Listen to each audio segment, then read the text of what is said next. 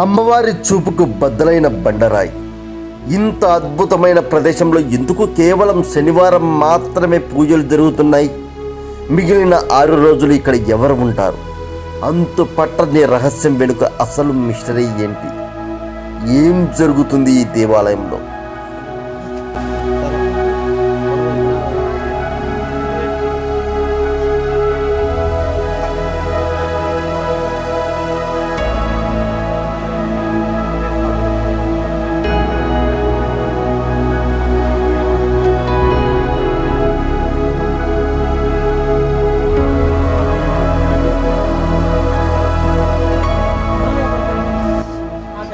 అమ్మవారి దగ్గరికి వెళ్ళేటప్పుడు అమ్మవారి కోపంకు బద్దలైనటువంటి రాయి అండి.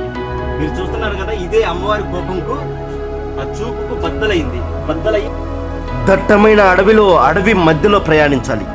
ఎటు చూసిన లోయలు. ఇదే అడవిలో ఇప్పటికీ రహస్యంగానే కోనేరులు. ఇంతకీ ఈ దేవాలయం ఎక్కడ ఉంది? ఎలా చేరుకోవాలి ఈ దేవాలయం?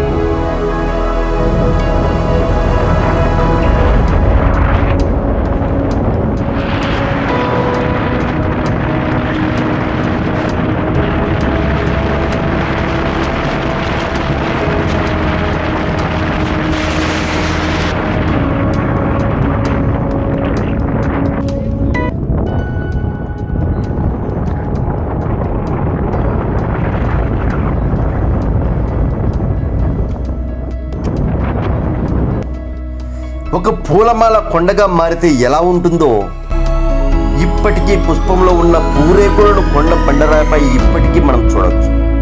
ఇక్కడ కోరుకున్న ప్రతి కోరిక నెరవేరాల్సింది.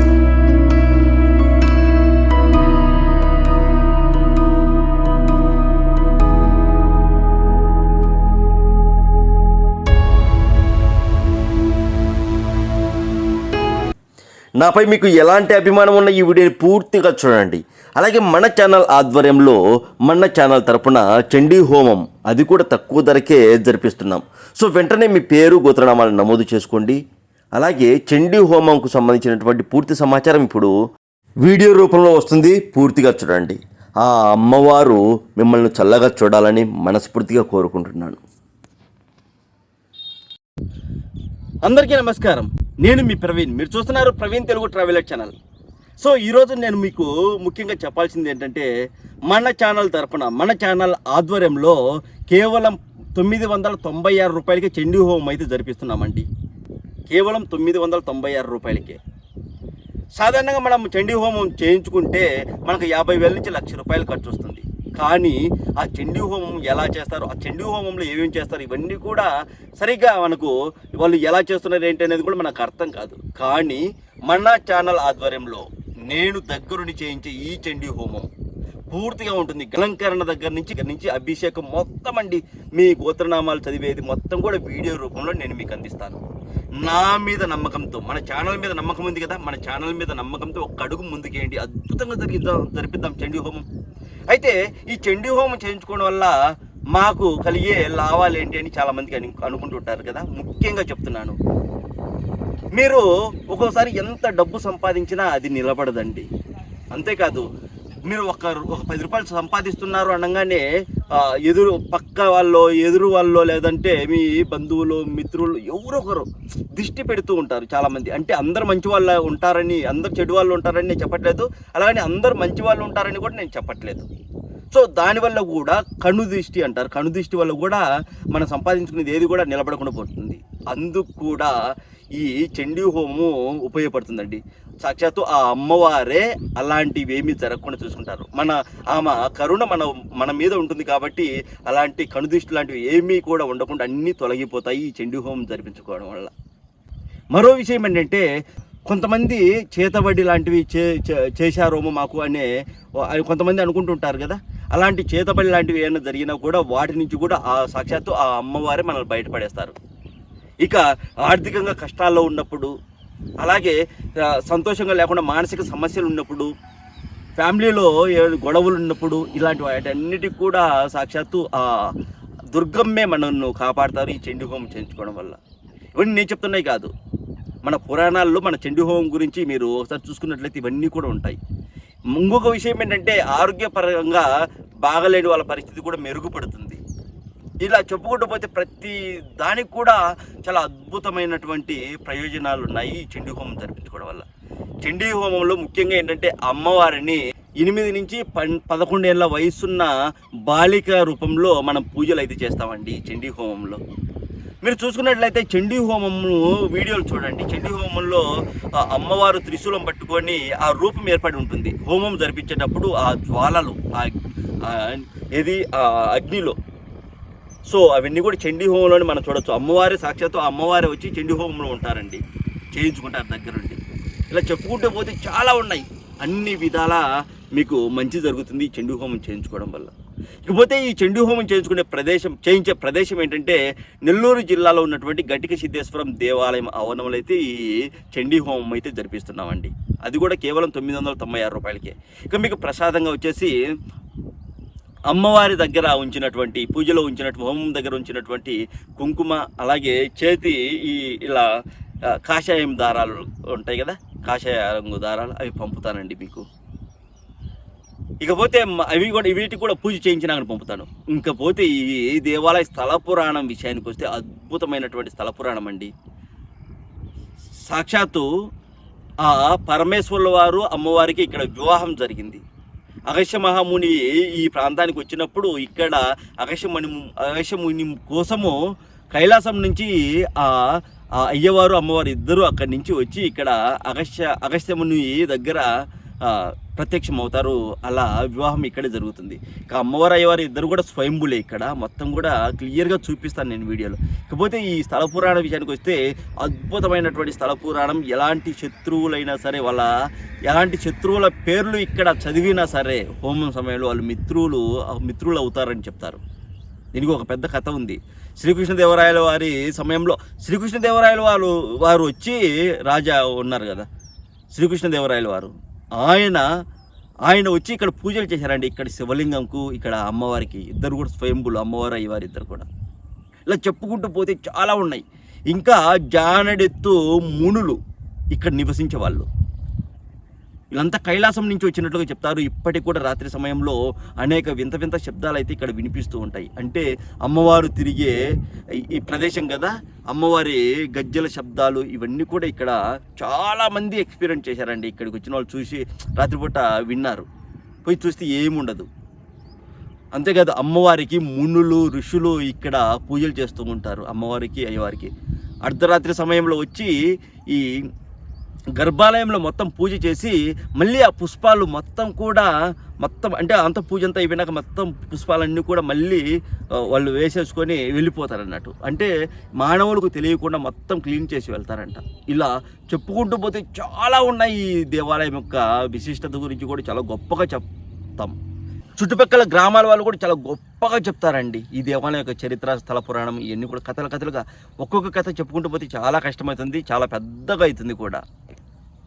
సో ఇంకా ముఖ్యంగా చెప్పాల్సిన విషయం ఏంటంటే, మనం హోమం జరిపించే డేట్ వచ్చేసి మార్చి 20వ తేదీ 2024 ఏకాదశి రోజు, మంచి రోజున మనము ఈ హోమం అయితే జరిపిస్తున్నాం. సో ఎవరైతే ముందుగా మీ పేర్లు గోత్రనామాలు నమోదు చేసుకుంటారో వాళ్ళ పేర్లు గోత్రనామాలు ముందుగా మనం సంకల్పంలో చదివిస్తామండి. వీలైనంత తొందరగా మీరు మీ పేర్లు గోత్రనామాలు నమోదు చేసుకోవడానికి అయితే ట్రై చేయండి. ఇకపోతే అతి తక్కువ మందితో మాత్రమే ఈ హోమం అయితే జరిపిద్దాం అనుకుంటున్నాము. ఆ తక్కువ మందిలో కూడా మీరు కూడా ఉండాలని నేను మనస్ఫూర్తిగా కోరుకుంటున్నాను. ఆ అమ్మవారు, ఆ దుర్గమ్మ ఆశీస్సులు మనకు ఎప్పుడు ఉంటాయి. ఆమె చల్లగా చూస్తారండి. నాకు తెలుసు అమ్మవారి పట్ల అమ్మవారు ఎంత ప్రేమ చూపిస్తారో. నిజమైన భక్తి ఉన్న వాళ్ళ మీద చాలా ప్రేమ చూపిస్తారండి. మనం నిజంగా గట్టిగా మనసులో తలుచుకుంటే అమ్మవారు మనతో మాట్లాడతారండి. నిజంగా అమ్మవారికి అంత ప్రేమ ఉంటుంది మన మీద. చాలామందికి ఈ విషయము అర్థం కాదు ఎందుకో మరి కొంతమందికి. సో వీలైనంత తొందరగా అయితే మీ పేర్లు గోత్రనామాలు నమోదు చేసుకోండి. పూజ అద్భుతంగా జరిపిద్దాము. ఎలాంటి ఇబ్బంది లేదు. మీరు కొంచెం కూడా సందేహం పెట్టుకోవాల్సిన అవసరం కూడా లేదు. నన్ను నమ్మి, మన ఛానల్ని నమ్మి ఒక్క అడుగు ముందుకేయండి. హోమం చాలా అద్భుతంగా జరిపిద్దాం, చండీ హోమం. ఓకే, చండీ హోమం గురించి నేను ఆల్రెడీ చెప్పాను కదా. సో మీరు ఫోన్ చేసి మీ పేర్లు గోత్రనామాలు వీలైనంత తొందరగా నమోదు చేసుకోండి. మీరు ఫోన్ చేయవలసినటువంటి నెంబర్ 7981961643 7981961643. ఓం నమః శివాయ. హాయ్ వివర్స్, నేను మీ ప్రవీణ్. మీరు చూస్తున్నారు ప్రవీణ్ తెలుగు ట్రావెలర్ ఛానల్. ప్రస్తుతం అయితే నేను ఆంధ్రప్రదేశ్ రాష్ట్రం నెల్లూరు జిల్లాలో ఉన్నటువంటి శ్రీ మాల్యాద్రి లక్ష్మీ నరసింహస్వామి దేవస్థానంలో ఉన్నాను. ఇదే దేవాలయంకు మాలకొండ స్వామి అని కూడా పిలుస్తారు ఈ చుట్టుపక్కల జనం అయితే ఇక్కడ స్వామివారు ఎలా వెలిశారు, ఇక్కడ ఉన్నటువంటి దేవాలయంకు ఉన్నటువంటి విశిష్టత ఏంటి మొత్తం కూడా నేను క్లియర్గా చెప్తాను, చూపిస్తాను. సో దానికంటే ముందు వచ్చేసి ఈరోజు ఈ దేవాలయంకు నేను రావడానికి కారణం ఏంటంటే నా ఫ్రెండ్ అయినటువంటి నాగేంద్ర అండి. నాగేంద్ర నా బర్త్డే ఈరోజు.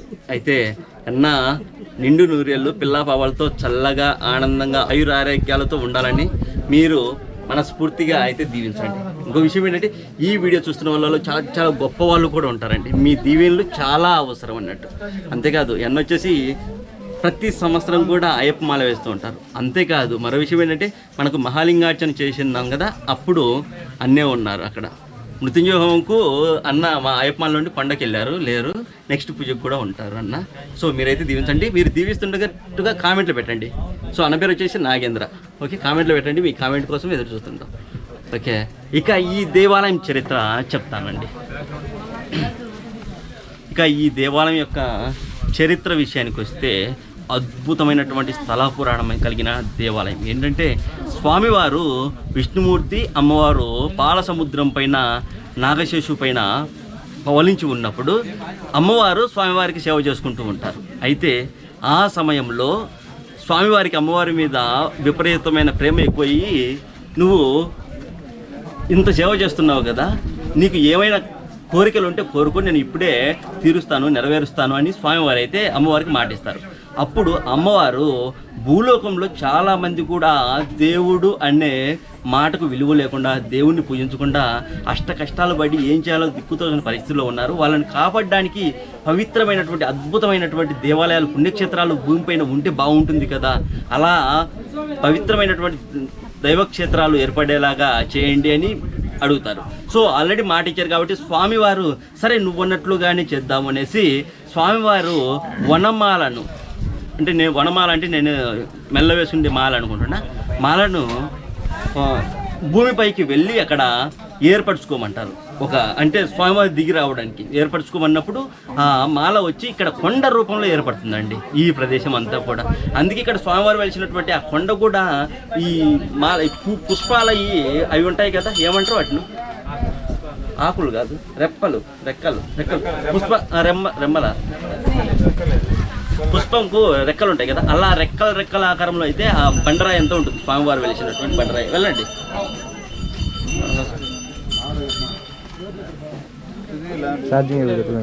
సో మన దేవాలయం చుట్టూ అయితే ఇలా ఉంటుందండి. ఎక్కువ మంది గుమిగూడారు, అందుకే చూడండి దేవాలయం చుట్టూ ఇలా అయితే ఉంటుంది. కొండలు, అడవి మధ్యలో అయితే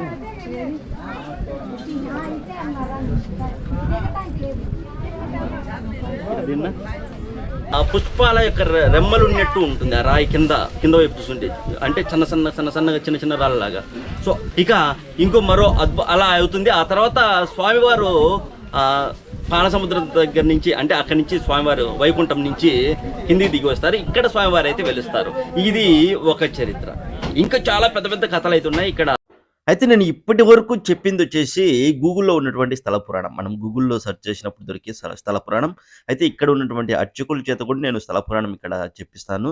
దాదాపు 200 ఏళ్ళుగా వీళ్ళ వంశం వాళ్ళే అర్చకత్వం అయితే వహిస్తున్నారు. అంటే మీకు స్థల పురాణం గురించి పూర్తిగా తెలిసాక మీరు ఈ దేవాలయం ఏమేమి ఉన్నాయి ఏంటి అనేది మొత్తం తెలుసుకుంటే మీకు బాగుంటుంది. చూడడానికి కూడా వీడియో అందంగా కనిపిస్తుందండి. దేవాలయం కానీ మొత్తం కూడా చరిత్ర తెలుసుకున్నాక చూడండి, పైనుంచి ఎంత పెద్ద కొండ పైన అయితే ఈ దేవాలయం ఉంది. ఇప్పుడు ఇక్కడ అర్చకత్వం వహిస్తున్నటువంటి అర్చకులు స్థల పురాణం మొత్తం కూడా చెప్తారు. స్థల పురాణం చెప్పిన వెంటనే మీరు తెలుసుకున్నాక వీడియోని అయితే మొదలు పెడతాం. ఓం శ్రీ లక్ష్మీ నృసింహస్వామినే నమః. పూర్వంలో ఇక్కడ ఈ కొండలు కానీ ఇక్కడ చూడండి తరువాత ఏమైందంటే పూర్వంలో ఇక్కడ ఈ కొండలు కానీ ఇవేమి ఉండేవి కావు, కేవలం మొత్తం అడవి ప్రాంతమే ఉండేది.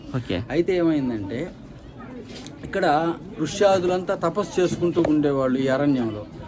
రాక్షసుల బాధ, జంతువుల బాధ, మంచి తపస్సులో లీలమై ఉన్నప్పుడు రాక్షసుల యొక్క అరుపులు, జంతువుల యొక్క అరుపులు విని వాళ్ళ యొక్క తపస్సు భంగం అవుతూ ఉంది. ఇక్కడ ఋషులు ప్రదేశంలో ఈ మా కొండ లేదు అంతకుముందు అసలు, ఓన్లీ మొత్తం ఫారెస్ట్, ఇది అడవి. ఈ అడవిలో వాళ్ళ యొక్క తపస్సు భంగం అవుతుండేది. వాళ్ళు మంచి తపస్సులో లీనమయ్యేసరికి ఒక పెద్ద మృగం యొక్క శబ్దం వినగానే వాళ్ళు భయపడిపోయి పాపం వాళ్ళ తపస్సు భంగం అవుతుండేది. ఇలా చాలా కాలం వాళ్ళు బాధపడి వాళ్ళు చివరికి ఆ ఋషులాదులంతా కూర్చొని వాళ్ళు ఆలోచించుకొని విష్ణుమూర్తిని గురించి మనం తపస్సు చేసి ఆయన ద్వారా మన తపస్సుకు భంగం లేకుండా ఏదైనా వరం కోరుకుందాము, వరం తీసుకుందాము మనము అని చెప్పేసి వాళ్ళు విష్ణుమూర్తి గురించి తపస్సు చేస్తే విష్ణుమూర్తి ఏం చేస్తాడంటే వాళ్ళకి స్వప్నంలో కనిపిస్తాడన్నమాట. తపస్సులో కనిపించి ఈ కొండ మీద నేను వెలిసుంటాను, ఈ కొండ మీద ఉన్నంత వరకు మీకు ఎటువంటి ఇబ్బంది లేదు అని చెప్పే ఉద్దేశంతో గరుత్మంతుడికి వీళ్ళ యొక్క మొర ఆలకించి గరుత్మంతుడికి పూలమాలిచ్చి ఈ ప్రదేశానికి పంపిస్తాడు విష్ణుమూర్తి. ఆ గరుత్మంతుడికి ఏమని చెప్తాడంటే విష్ణుమూర్తి ఈ ఋష్యాలున్నటువంటి స్థానంలో ఆ మాలను విడిచేయి రమ్మని చెప్తాడు అనమాట. ఆ గరుత్మంతుడు ఈ పూలమాల తీసుకొని ఈ ప్రదేశానికి వచ్చి ఈ ఋష్యాలు ఎక్కడున్నారో మొత్తం వెతికి చూసి, ఓ ఈ ప్రదేశంలో వీళ్ళు తపస్సు చేసుకుంటున్నారు మామూలుగా అని చెప్పి ఆయన తలంచి ఆ పూలమాలను ఇక్కడ వదిలేసి గరుత్మంతుడు, విష్ణుమూర్తి యొక్క వాహనం గరుత్మంతుడు, ఆ గరుత్మంతుడు ఆ పూలమాలను ఇక్కడ వదిలేసేసి ఆయన వెళ్ళిపోతాడు. ఆ పూలమాల పైనుంచి వదిలేయగానే ఆ మాల నేలం తాకి పర్వత రూపం దాల్చి కొండగా మారిపోతుంది. అదే మాల కొండ. విష్ణుమూర్తి యొక్క వనమాల మాల్యాద్రిగా మారుతుంది. విష్ణుమూర్తి యొక్క వనమాల అంటే పూలమాల మాల్యాద్రిగా మారుతుంది. అద్రి అంటే కొండ, మాల అంటే మాల్య అంటే మాల, అద్రి అంటే కొండ అంటే మాల కొండగా మారిపోయింది కాబట్టి ఈ దేవస్థానాన్ని మాలకొండ అని పిలుస్తారు. మళ్ళీ మాల్యాద్రి అనే పేరుతో కూడా పిలుస్తారు. మాల్యాద్రి అంటే అద్రి అంటే కొండ, మాల అద్రి అంటే కొండగా మారిపోయింది కాబట్టి మాల్యాద్రి అనే పేరుతో కూడా పిలుస్తుంటారు. ఇలా జరుగుతున్న సందర్భంలో విష్ణుమూర్తికి నరసింహావతారంలో మన స్వామివారి జ్వాల రూపంలో ఋష్యాదులకు దర్శనమిచ్చి, మీకోసం మీ పరిరక్షణ కోసం ఈ కొండను నేను ఏర్పాటు చేశాను.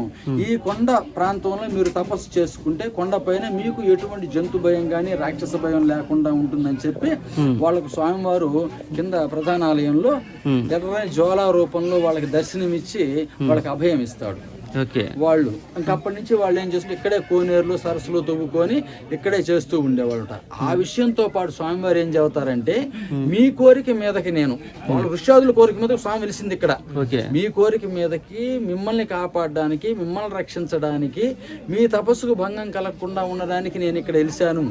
అందుకని 6 రోజులు, మొత్తం 7 రోజులు ఉన్నాయి కదా వారంలో, అందులో 6 రోజులు మీరు పూజించుకోండి, ఒక వారం నరులకు దర్శన భాగ్యం కల్పించండి అని చెప్పి స్వామివారు శాసనం చేస్తారన్నమాట వాళ్ళకి. అందుకని ఆ ఒక్క వారం ఏంది, స్థిర వారం అంటే శనివారం, సూర్యోదయం నుంచి సూర్యాస్తమయం వరకు నరులకి దర్శన భాగ్యం స్వామివారు. అంటే ఈ సూర్యోదయం నుంచి సూర్యాస్తం దాకా నరులను కాపాడుతాను, మిగిలిన అన్ని రోజులు మీరు చేసుకోండి పూజలు నాకు అని చెప్పి ఆ ఋష్యాదుల కోసం వెలిసినటువంటి నరసింహ అవతారంలో వేసినటువంటి విష్ణుమూర్తి మనకి శనివారం దర్శించుకునే దర్శన భాగ్యం కల్పించాడు. ఇలా కొంతకాలం గడిచిన తర్వాత వైకుంఠంలో విష్ణుమూర్తి నరసింహ అవతారంలో ఇక్కడికి వచ్చిన నరుల్ని ప్లస్ ఋష్యాదుల్ని పాలిస్తూ ఉండేసరికి అమ్మవారు ఎదుగుతూ ఉంటుంది అనమాట. ముల్లోకాలు స్వామివారు కనపడలేదు, ఎక్కడున్నాడు అని. అంతే కదా, ఎదుగుతూ ఉంటే ఫస్ట్ లో పూలమాల వేసాడని చెప్పాను చూడండి గరుత్మంతుడు, ఆయన తటస్థపడతాడు ఆమెకి. ఆయన తటస్థపడంగానే ఆయన అడుగుతుంది అనమాట అమ్మవారు ఆదిలక్ష్మి, ఏడి స్వామివారు వైకుంఠంలో లేడు, ఎక్కడున్నాడు ఏంది అని అడిగితే, అమ్మ నీకు తెలియదా, నీకు చెప్పకుండానే వచ్చాడా, నాకు పూలమాల ఇచ్చే ప్రదేశంలో ఏమన్నాడు, ఆ మాల అక్కడ ఏంగానే అది కొండ అయిపోయింది, అక్కడ ఋష్యాదులు భక్తులు వేలాది మంది స్వామివారు కాపాడుతూ స్వామివారిని మొక్కుంటున్నారు, ఆయన వాళ్ళ కోరికలు తీరుస్తూ కొంగు బంగారంగా వెలుగొందుతున్నాడు అని చెప్పగానే అమ్మవారి ఇది అసలు వాస్తవమా కాదా, నాకే చెప్పకుండా ఈయన పోయాడంటే గరుత్మంతుడి మాటల మీద కూడా నమ్మకం లేక అమ్మవారు ఆమె ఇక్కడ పరీక్షించుకోవడానికి వచ్చి ఇక్కడ ఈ వాతావరణం అంతా చూసి స్వామివారి జ్వాల రూపంలో దర్శనం ఇవ్వడం, 6 రోజులు ఋష్యాదులకి దర్శన భాగ్యం కల్పించడం, స్థిరవారం మనకు దర్శన భాగ్యం కల్పించడం నరులకి, ఇదంతా చూసి అమ్మవారు ఆమెకు విపరీతమైన కోపం వచ్చేస్తుంది స్వామివారి మీద. నాకు కూడా చెప్పకుండా స్వామి భక్తుల కోసం ఈ విధంగా వచ్చాడు అని చెప్పేసి ఆమె అలిగి మళ్ళీ వైకుంఠానికి నేను వెళ్ళిపోతానని చెప్పేసి ఆమె అలిగి వెళ్ళిపోతూ ఉంటే, ఇప్పుడు మీరు పైకి వచ్చేటప్పుడు ఆ కొండ ఉంది చూసారా, ఆ రాయి 2 బద్దలుగా పగిలిపోయి దారిస్తుంది అనమాట. 2 బద్దలుగా చీలు ఉంటుంది. ఆ దారిలో మీరు నడిచి వస్తారు పైకి అమ్మవారి గుడికి. అది ఎలా జరుగుతుందంటే ఆ కిందంతా గమనించి పైకి వస్తూ ఉంటే స్వామివారి కింద నుంచి ఆయన యొక్క శక్తితోటి రాయిని అడ్డం వేస్తాడు, ఆమె పైకి పోకుండా. రాయిని ఇప్పుడు మనం ఎక్కొచ్చాం కదా, ఆ రాయిని అడ్డం వేస్తాడు అనమాట. ఆ అడ్డం వేయగానే ఆమెకు విపరీతమైన కోపం వచ్చి, అసలే కోపంలో ఉంది అమ్మవారు, ఇంకా కోపం వచ్చి నేను వైకుంఠాన్ని బదులు నాకే నువ్వు అడ్డం వస్తావా అని చెప్పి గురించి చూడంగానే ఆ రాయి 2గా బద్దలైపోయి ఆమె దారిస్తుంది. ఇదంతా స్వామివారి కింద గమనిస్తూ ఉంటారు. గమనించి ఇంకా ఈ దారిని ఏమైనా వెంబడించి ఆపడం కష్టము, ఏమో యొక్క కోపం దాటికి రాళ్లే పగిలిపోయే దారులు ఇస్తున్నాయి, కొండలు పగిలిపోయే దారులు ఇస్తున్నాయి. సో ఈ దారిలో మనం వెళ్ళి ఏమైనా ఆపి శాంతపరచడం కష్టమని పైన ఇంకో దారి ఉంది. పైన అమ్మవారి పీఠానికి రావడానికి ఇంకో దారి ఉంది. ఆ దారిలో స్వామివారి పైకి వచ్చి ఆమెను శాంతపరిచి ఇద్దరు ఇక్కడ ప్రసన్నమయ్యారు. కానీ ఈ గుడిని అమ్మవారి గుడినే పిలుస్తారు, లక్షమ్మపేట అనే పిలుస్తారు. లక్షమ్మపేట అనే పేరుతో పిలుస్తారు. కానీ స్వామివారి గురించి ప్రస్తావన రాదు, ప్రొనౌన్సియేషన్ చెప్పుకునేటప్పుడు స్వామివారి మాటే రాదు. కానీ స్వామివారు ఉంటారు ఇక్కడ విగ్రహంలో. స్వామివారు అమ్మవారు ఇద్దరు ఉంటారు. కానీ ఎందుకు అలా జరిగిందయ్యా, స్వామివారు అమ్మవారు ఇద్దరు ఉన్నారు కానీ లక్షమ్మపేటని ఎందుకు సంబోధిస్తున్నారు అనే డౌట్ మనకు రావచ్చు. దానికి ఉద్దేశం ఏంటంటే ఫస్ట్ ఈ పీఠ మీద అడుగుపెట్టింది అమ్మవారు. ఈ ప్లేస్ లో ఈ కొండ పైన ఉన్న కొండలంటే ఎత్తుకొండ అనమాట, మాలకొండ. ఇది ఈ పీఠ మీద అడుగు పెట్టింది అమ్మవారు. ఇక్కడి నుంచి ఇంకా వైకుంఠానికి వెళ్ళిపోవాలి. తరువాత స్వామివారు వచ్చారు. అమ్మవారి పీఠం మీద కాలు పెట్టిన తరువాత స్వామివారు వచ్చి అమ్మవారి శాంతప్రసిద్ధులు ప్రసన్నమయ్యారు. కాబట్టి మనకి విగ్రహ రూపంలో ఏంటంటే అమ్మవారు స్వామివారు ఇద్దరు ఉంటారు, కానీ పిలవడానికి మాత్రం లక్షమ్మపేటనే పిలుస్తారు. ఇది ఈ మాల్యాద్రి క్షేత్రం యొక్క విశిష్టత, స్థల పురాణం. ఓం లక్ష్మీనారాయణ. ఎస్, స్థల పురాణం విన్నారు కదా. ఇప్పుడు మనము ఈ దేవాలయం దగ్గర ఎలా ఉంటుంది ఏంటి మొత్తం కూడా మనం క్లియర్గా ఎక్స్ప్లోర్ చేద్దాం.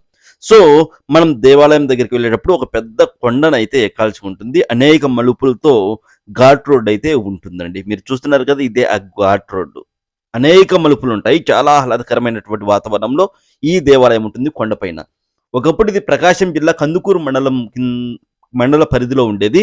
ప్రస్తుతం అయితే నెల్లూరు జిల్లా కందుకూరు మండలం, కందుకూరు పట్టణానికి నైరుతి దిశలో 30 కిలోమీటర్ల దూరంలో కందుకూరు పామూరు రోడ్డు మార్గంలో మాలకొండ అనే గ్రామం ఉంది. ఆ గ్రామానికి ఆనుకుని ఉన్న మాల్యాద్రి కొండ మీద ప్రసిద్ధిగాంచిన పుణ్యక్షేత్రాల్లో ఒకటిగా వెలుగొందుతుంది ఈ దేవాలయం. మాల్యాద్రి శ్రీ లక్ష్మీ నరసింహస్వామి దేవస్థానం మాలకొండ అనే గ్రామం దగ్గర ఉంటుంది. చూడండి, అనేక మనుపులతో ఈ ఘాట్ రోడ్లో మనం అయితే ప్రయాణం చేయాల్సి ఉంటుంది. సో కొత్తగా ఉన్నాయి కదా విజువల్స్, అంటే కొత్త కెమెరాలో ఇన్స్టా 360 అనే కెమెరాలో, అంటే అన్ని చోట్లకు మనం డ్రోన్ తీసుకెళ్లాలంటే కష్టంగా ఉందండి. అలాగే డ్రోన్ను ఫ్లై చేయనివ్వరు కదా, అందుకనేసి కొత్త కెమెరా అయితే కొన్నాను మీకు చూపించడం కోసమే. మామూలుగా చూపించడం కాకుండా మీకు డిఫరెంట్గా చూపిద్దాము ఈ ప్రదేశాలన్నిటి కూడా మొత్తం కూడా అని. సో మీరు చూడొచ్చు, చాలా అందంగా కనిపిస్తుంటుంది. వీడియో కూడా చాలా అద్భుతంగా ఉంటుంది. ఎవరు మిస్ అవ్వకండి, పూర్తిగా చూడండి, ఏది అస్సలు మిస్ అవ్వద్దు ప్లీజ్. ఓకే, ఇప్పుడు మనం దేవాలయం దగ్గరికి అయితే వెళ్దాం. అక్కడ ఎలా ఉంది ఏంటి చూద్దాం. ఇక మనం దేవాలయం దగ్గరికి వెళ్ళేటప్పుడు మనకు ముందుగా ఇలా ప్రధాన గోపురం అయితే వస్తుంది. ఈ గోపురంలో నుంచి మనం లోపలికి అయితే వెళ్ళాల్సి ఉంటుంది. ప్రతి శనివారము అన్నదానం అయితే ఉంటుందండి ఇక్కడ దేవాలయంలో మధ్యాహ్నం సమయంలో. ఎస్, ఇప్పుడు మీరు చూస్తున్నారు కదా, ఇది వచ్చేసి స్వామివారి ఆలయానికి ముందు వైపు అండి. ముందు వైపు ఇలా ఉంటుంది చూడండి, మనం క్లియర్గా చూడొచ్చు. ఇక్కడ ఒక పెద్ద చెట్టు, అలాగే మొత్తం కూడా పెద్ద పెద్ద బండరాళ్ళు అండి, పెద్ద పెద్ద రాళ్ళు ఇక్కడ ఉంటాయి. ఆ రాళ్ళకు విష్ణునామాలు కూడా ఉంటాయండి. చాలా అందంగా ఉంటుంది చూడడానికి. ఎంత అందంగా ఉంటుందంటే అంత అందంగా ఉంటుంది ఈ ప్రదేశం అయితే. చూడొచ్చు, నేను క్లియర్గా మీకు చూపిస్తున్నాను. ఇక మనం కొంచెం లోపలికి వెళ్దాము. లోపల గర్భాలయంలో అయితే కెమెరా అలో లేదు కాబట్టి బయట వైపు మాత్రం మీకు క్లియర్గా చూపిస్తాను. అలాగే ఆ బండరాయిని కూడా నేను మీకు క్లియర్గా చూపిస్తాను. ఇక స్వామివారు వచ్చేసి కేవలం శనివారం మాత్రమే మనకు పూజలు చేసుకోవడానికి ఉంటుంది కాబట్టి చూడండి, లోపల వైపు అయితే చాలా ఉంటుందండి, పెద్ద క్యూ అయితే ఉంటుంది. అలాగే గర్భాలయం వెనుక సైడు పెద్ద పెద్ద బండరాళ్ళు అయితే ఉంటాయి చూడండి, ఇది వెనుక సైడ్ అండి. సో ఇందాక పెద్ద పెద్ద క్యూ అయితే చూపించాను కదా, అవన్నీ కడ్డీలు వేసి ఉన్నారు కదా, పెద్ద క్యూ ఉంటుంది, అందుకే అలా కడ్డీలు వేసి ఉన్నారు. స్వామివారి గర్భాలయానికి వెనుక సైడు ఇలా ఉంటుంది పెద్ద పెద్ద బండరాళ్ళతో. చూడండి, మీరు ఎప్పుడు చూసి ఉండరు, మీరు పోయి దర్శనం చేసుకుని మాత్రం వస్తారు. కానీ వెనుక సైడ్ ఇలా ఉంటుందండి. ఒక గుహలో ఉంటారు స్వామివారు. ఒక పెద్ద బండరాయి కింద స్వామివారు గుహలో అయితే స్వయంపుగా వెలిసారండి నరసింహస్వాముల వారు. నరసింహస్వామి చూడండి, మనకు గర్భాలయం యొక్క వెనుక సైడ్లో అయితే ఇలా ఉంటుంది. క్లియర్గా చూపిస్తున్నాను నేను మీకు. ఇక్కడ మొత్తం గుహలు అయితే ఉన్నాయి చూడండి, రాళ్ళు, పెద్ద పెద్ద రాళ్ళు, బండరాళ్ళు, గుహలు ఉంటాయి.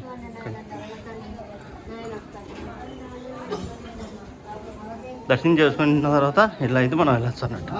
మనం దర్శనం చేసుకుంటానే మళ్ళీ మనం ఇలా స్టెప్స్ రూపంలో ఉంటాయి. అంటే బాగుంటుంది చూడడానికి. ఆ ప్లేస్ అంతా కూడా కొండల్లో తిరిగినట్లే ఉంటుంది ఇక్కడంతా కూడా. మళ్ళీ మనం బయటికి అయితే రావాలి. అంతేకాదండి, బయటికి స్వామిని దర్శనం చేసుకుని కొంచెం కిందికి రాగానే శివయ్య ఉంటారు, శివలింగం అయితే ఉంటుంది. అక్కడ కూడా స్వామిని, శివయ్యని దర్శనం చేసుకుని మనము బయటికి రావచ్చు. బయటకు వచ్చిన తర్వాత ఇప్పుడు అమ్మవారి దేవాలయం దగ్గరికి అయితే వెళ్తాము. కొండ పైన అమ్మవారి దేవాలయం ఉంటుంది. చూద్దాం పదండి, అక్కడికి వెళ్దాం. ఇంత చూడండి, మెయిన్ దేవాలయం. ఇక మనము స్వామివారిని దర్శించుకొని బయటకు వచ్చిన తర్వాత ఇట్లా ఒక పెద్ద బండరాయి వస్తుంది. ఇక్కడి నుంచి రైట్ సైడ్ అయితే మనము స్టెప్స్ మార్గం ఉంటుంది. కిందికి దిగి కింది నుంచి మళ్ళీ పైకి ఎక్కేలాగా అయితే ఈ మార్గం అయితే ఉంటుంది. చాలా అందంగా ఉంటుంది. ఇప్పుడు అమ్మవారి దగ్గరికి వెళ్ళి అమ్మవారిని కూడా దర్శించుకుందాం మనం. ఇది ఈ రూట్లో అయితే ఈ మార్గం గుండా మనము వెళ్ళాల్సి ఉంటుంది అమ్మవారి దగ్గరికి. ఇదిగో చూడండి, స్టెప్స్ అయితే కిందికి దిగుతున్నట్లుగా ఉంటున్నాయి చూడండి. చాలా అందంగా ఉంటుందండి ఈ ప్రదేశం అయితే. పదండి వెళ్దాం. చూడండి, ఈ మార్గం గుండా మనము కిందికి వెళ్తున్నాము. అక్కడ కనిపిస్తున్నటువంటి ఆ స్టెప్స్ ద్వారా మళ్ళీ పైకి అయితే వెళ్తాము. ఎస్, ఇప్పుడు మనం అసలు వీడియోలోకి అయితే వచ్చాము. ఎవరు స్కిప్ చేయొద్దు. ఇందాక అర్చకులు కానీ నేను కానీ చెప్పాను కదా, అమ్మవారి కోపంకు ఒక రాయి బద్దలైంది అని. ఆ రాయి దగ్గరికే వచ్చామండి. ఒక పెద్ద బండరాయి మధ్యలోకి చీలి ఉంటుంది. ఆ మధ్యలో మళ్ళీ స్టెప్స్ అయితే ఉంటాయి మన పైకి వెళ్ళడానికి. చాలా ఇంట్రెస్టింగ్గా ఉంటుంది. నేను క్లియర్గా చూపిస్తాను పదండి మీకు. ఇదిగో చూడండి, ఈ స్టెప్స్ ద్వారా మనం పైకి అయితే వెళ్తున్నాము. మీకు క్లియర్గా చూపించే ప్రయత్నం అయితే నేను చేస్తాను. ప్రతిదీ కూడా ఎక్కడే కానీ స్కిప్ చేయొద్దు. చాలా అద్భుతంగా ఉంటుందండి. దేవాలయం కూడా చాలా అందంగా ఉంటుంది. చూడండి, పైన ఎంత బాగా తీశానో కొత్త కెమెరాలో ఇలా వస్తుంది. నీట్గా ఉంటుంది. ప్రతిదీ కూడా చాలా అందంగా ఉంటుందండి. మీకు చూడండి ఎంత అద్భుతంగా ఉందో. నిజంగా చూడ్డానికి చాలా డిఫరెంట్గా ఉంటుంది వీడియో కూడా. ప్రతిదీ కూడా క్షుణ్ణంగా చూపిస్తాను. మీకు చెప్పాను కదా, ఒక పూలమాల కొండగా మారిందండి. చూడండి, ఇందాక మీరు చూశారు కదా, కొండంతా ఎలా కనిపించిందో, రౌండ్గా కనిపించింది. చూశారో లేదా మీరు? ఈ స్టెప్స్ ద్వారా స్వామివారు అమ్మవారిని శాంతపరచడానికి వచ్చిన స్టెప్స్, అంటే పైకి వచ్చినటువంటి స్టెప్స్ స్ట్రైట్గా ఉన్నాయి చూడండి. అలాగే అమ్మవారు రాయిని, పెద్ద బండరాయిని బద్దలు కొట్టుకొని వెళ్ళినటువంటి ప్రదేశం ఇటు సైడ్ ఉంటుంది, లెఫ్ట్ కొనైతే ఉంటుంది. ఎండ ఎక్కువ ఉంది, అందుకే చూడండి ఈ మార్గం గుండా అయితే మనము పైకైతే వెళ్ళాల్సి ఉంటుంది. పదండి, చూడండి ఎంత అందంగా ఉందో. విజువల్స్ కూడా చాలా అందంగా ఉంటాయి మీకు చూడడానికి. నిజంగా ఈ వీడియో మీద మీ ఒపీనియన్ కూడా నాకు కామెంట్లో చెప్పండి. ఎంత బాగుందా, ఇంతకు ఈ కెమెరా వాడచ్చా వద్దా అనేది కూడా. అంటే కెమెరా వాడక తప్పదు, కాకపోతే ఎక్కువ తీయాలా వద్దా, విజువల్స్ బాగున్నాయా లేదా అనేది కూడా నాకు కామెంట్లో చెప్పారు. అంటే మీకు నచ్చాలి కదా ఫస్ట్. నాకు నచ్చితే సరిపోదు, మీకు నచ్చితే కంటిన్యూ చేద్దామండి. ఇలాగే బాగా ఎక్కువ సేపు వీడియోస్ తీద్దాం కొత్త కెమెరాతో. చూడండి, చాలా క్లియర్గా చూడొచ్చు మీరు స్టెప్స్ కానీ మొత్తం కూడా. ఇప్పుడు బండరాయి బద్దలైనటువంటి బండరాయి అంతా కూడా క్లియర్గా చూపిస్తాను నేను. ప్రతిదీ ఎక్స్ప్లోర్ చేస్తాను. పదండి. డ్రోన్తో తీసినట్లుగా ఉంటుంది కదా. అమ్మవారికి అడ్డుగా అయితే ఒక పెద్ద బండరాయి అయితే ఉండిందంట. అయితే అమ్మవారి చూపు, ఆ కోపంకు, ఆ చూపుకు ఆ కొండ, ఆ రాయి కూడా బద్దలయ్యి అమ్మవారికి దారి ఇచ్చిందని చెప్తారు. ఈ దారి చాలా అద్భుతంగా ఉంటుందండి. చాలా చిన్నగా ఉంటుంది. ఒక మనిషి మాత్రం వెళ్ళగలరు, ఒక మనిషి మాత్రం రాగలరు. సో ఎక్కువ మంది జనాలు తిరునాళ్ళలో ఇట్లా జరుగుతాయి కదా పండుగలు, అలాంటి సమయంలో చాలా కష్టంగా ఉంటుంది ఈ దారి మొత్తం కూడా. ప్రస్తుతానికైతే ఈ దారి అయితే చాలా ఎవరు లేరు, చాలా బాగుంది. క్లియర్గా మీకు చూపిస్తాను, ఎక్స్ప్లోర్ చేస్తాను, నీట్గా చూపిస్తాను. రండి అమ్మ. నిజమమ్మా, ఓకే, ఇక్కడ మనకు ఒక పెద్దామ అయితే చెప్పారు, ఇక్కడ ఎంత లావు మనిషి అయినా పడతారంట, ఎంత లావు ఉన్నా కూడా ఇక్కడి నుంచి వెళ్ళడానికి అయితే పడుతుందంట. కానీ ఒక మంగళోళ్ళ డోలు మాత్రం పట్టదంట. అమ్మ ఎందుకని అమ్మా ఎందుకని అలా డోలు పట్టకపోవడానికి కారణం ఎందుకని? కాదు, శాపం ఎందుకు పెట్టింది? శాపం ఎందుకు పెట్టింది అమ్మా?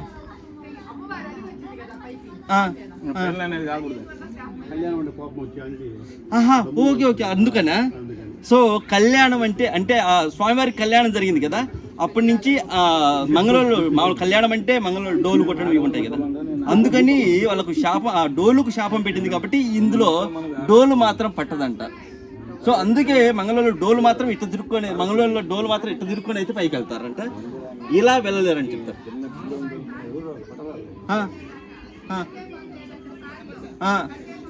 అయితే ఇక్కడ వాళ్ళు చెప్పేదాని ప్రకారం ఏంటంటే, ఇక్కడే నరసింహస్వామి చెంచులక్ష్మి అమ్మవారిని వివాహం చేసుకున్నారని, అప్పటి నుంచి ఆ విషయం తెలుసుకున్నటువంటి అమ్మవారు ఇక్కడికి వచ్చి ఆ విషయం తెలుసుకొని పరుగున స్వామివారి దగ్గరికి వెళ్ళారని, అయితే అప్పటికి చెంచులక్ష్మి అమ్మవారితో వివాహం జరిగిపోయిందని చెప్తారు. అందుకని ఆ వివాహం జరగడం ఆమెకు ఇష్టం లేదు కాబట్టి, అంటే పెళ్ళి అంటే మామూలుగా వాయిద్యాలు ఉంటాయి కదా, అందుకని ఆ శాపం పెట్టిందని, ఈ మార్గం గుండా డోలు మాత్రం పట్టదు అని, అలా ఒకవేళ వచ్చితే ఏమైనా జరుగుతుందని నమ్మకం అండి. ఇక్కడ ఇంకో స్టోరీ, బద్దలైనటువంటి పెద్ద బండరాయిని నేను మీకు డిఫరెంట్గా చూపించడానికైతే ట్రై చేస్తున్నాను. చూడండి, అమ్మవారి కోపంకు తన కంటి చూపుకు బద్దలైన రాయి. చూడండి, రాయి మొత్తం కూడా క్లియర్ కనిపిస్తుంటుంది పెద్దగా, మీకు చాలా ప్రతిదీ కూడా క్లియర్గా చూపించడానికి అయితే ట్రై చేస్తున్నాను. మీకు చెప్పాను కదా ఒక్కరే పడతారని. చూడండి, మీరు వీడియోలో పడతారు, ఓకే కదా? ఓకే, చాలా క్లియర్గా చూడొచ్చు ఎలా ఉంది. చూడండి, మొత్తం కూడా ప్రతిదీ చూడండి ఎంత అందంగా ఉందో. మధ్యలో రాయి కోపంకు బద్దలైనటువంటి రాయి అండి ఇది. మీరు చూస్తున్నారు కదా, ఇదే అమ్మవారి కోపంకు ఆ చూపుకు బద్దలయ్యి అమ్మవారికి దారి ఇచ్చిందంట ఇక్కడి నుంచి స్వామివారి దగ్గరికి వెళ్ళడానికి.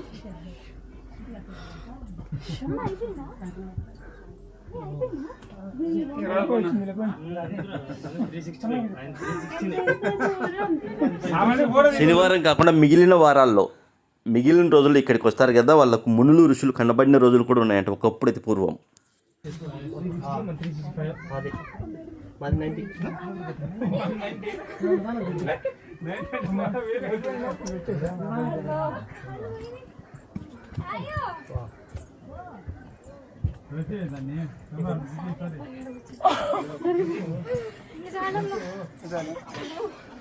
దర్శనం ఇక్కడ జరిగిపోయింది.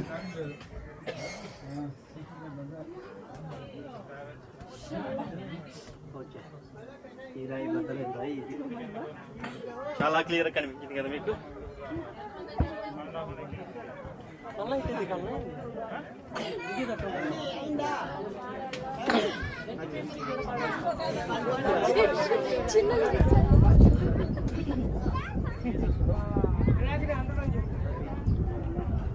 కొండపై నుంచి చూస్తే మన కింది వైపు ఇలా అయితే కనిపిస్తుందండి. మొత్తం మనకు దేవాలయము, నరసింహస్వామి దేవాలయం చూడండి అక్కడ దూరం కనిపిస్తుంది. అలాగే ఇదంతా కూడా దేవాలయ ఆవరణమే, మొత్తం కూడా కొండంతా దేవాలయం ఉంది చూడండి. కొండకు చుట్టుపక్కల మొత్తం కూడా ఇదంతా చూడు పచ్చగా ఉంది, దట్టమైన అడవిలో ఉన్నటువంటి దేవాలయం అండి. చూడడానికి చాలా అందంగా ఉంది చూడండి. మనం కొండపైకి వచ్చాక అమ్మవారి ఆలయం అండి ఇది, మీకు కనిపిస్తుంది కదా అదే. సో ఒక ఎఫెక్ట్ యూజ్ చేశాను మీకు డిఫరెంట్గా కనిపించడం కోసము. మళ్ళీ నేను ఆ ఎఫెక్ట్ తీసేస్తే మళ్ళీ జూమ్ అంటే మళ్ళీ కిందికి వచ్చేటప్పుడు చూడండి ఎంత బాగా వస్తుంది నీట్గా. ఇదంతా చూడడానికి ఎలా ఉందంటే ఒక పూలమాలలోనే ఒక పుష్పం ఉన్నట్టుంది కదా అదంతా. చూడండి మళ్ళీ క్లియర్, మళ్ళీ కిందికి వచ్చేటప్పుడు దేవాలయం దగ్గరగా పెడతాను. ఎస్, ఒక పెద్ద కొండపైన అయితే ఈ దేవాలయం అయితే మనం చూడొచ్చు. అది పైన గోపురం చూడండి, పైన ఉండేది గోపురం. ఇది వచ్చేసి ఇందాక మనం వచ్చినటువంటి మెట్ల మార్గం అండి. ఇందాక మనం వచ్చాం కదా అది స్టెప్స్, మెట్ల మార్గం. ఈ మెట్ల మార్గం ద్వారానే మనమైతే పైకి అయితే వచ్చాము. మీకు క్లియర్ కనిపిస్తుంటుంది ఇప్పుడు. ఈ వీడియో ఫస్ట్ టైం తీయడం చాలా కష్టపడ్డాను. ఇక ఈ వీడియో ఎంతమందికి నచ్చిందో నాకు తెలియదు, కానీ నేనైతే ఈ వీడియో తీయడానికి చాలా కష్టపడ్డానండి. చాలా అంటే చాలా కష్టపడ్డాను. కొత్త కెమెరా కదా, ఎలా తీస్తే ఎలా వస్తుందో తెలియక ఈ వీడియో అంతంత మాత్రమే అనిపించినా నెక్స్ట్ టైం మాత్రం మీకు తప్పకుండా చాలా అద్భుతంగా వస్తుందండి వీడియో. ఈసారి అంటే ఫస్ట్ వీడియో కదా, నేను ఏంటి ఎలా తీస్తే ఎలా వస్తుంది అనేది నాకు ఒక క్లారిటీ వచ్చేసింది. సో అలాగే ఈ వీడియోస్ అంటే డిఫరెంట్గా అనిపించిందో లేదో, మీకు ఒక క్లారిటీ వచ్చిందో లేదో, మీకు నచ్చాయో లేదో కూడా కామెంట్లో పెట్టండి. అలాగే చాలా కష్టపడి తీసినటువంటి వీడియో కదా, ఈ వీడియోకి ఒక లైక్ కొట్టి ఈ వీడియోని మీ ఫ్రెండ్స్కి ఒక 10 మందికి షేర్ చేయండి వాట్సాప్లో. అలాగే ఈ వీడియో కింద మీ ఒపీనియన్ను కామెంట్ రూపంలో చెప్పండి. కామెంట్లో ఏమని రాస్తారంటే, నా కోసం నేను కష్టపడి ఈ వీడియో చేసినందుకు నా కోసం చండీ హోమం అని కామెంట్ పెట్టండి. ప్లీజ్ రిక్వెస్ట్, నా కోసం చండీ హోమం అని కామెంట్ పెట్టండి, ఓకేనా? అలాగే చండీ హోమం గురించి నేను చెప్పాను కదా, 996 రూపాయలండి ఒక్క రోజు ఖర్చు. కానీ ఆ ఒక్క హోమంతో మన జీవితంలో కాస్త కూస్త మార్పు వస్తుందంటే మనకు అంతకంటే ఏం కావాలి? ఒకరోజు ఖర్చు, మనం ఒకరోజు బయటికి వెళ్ళలేదనుకుంటే హోమం చేయించుకోవచ్చు. ఇది ఒక్కటే ఆలోచించండి మీరు మనసులో, జస్ట్ ఇది ఒక్కటే నిద్రపోయేలోపు. సో ఇంకా లేట్ చేయొద్దు. తక్కువ మందితో చేపిస్తున్నాం కాబట్టి ఆ తక్కువ మందిలో ఈ వీడియో మీకు చేరిందంటే మీకు ఎంత అదృష్టం ఉందో ఒకసారి ఆలోచించండి.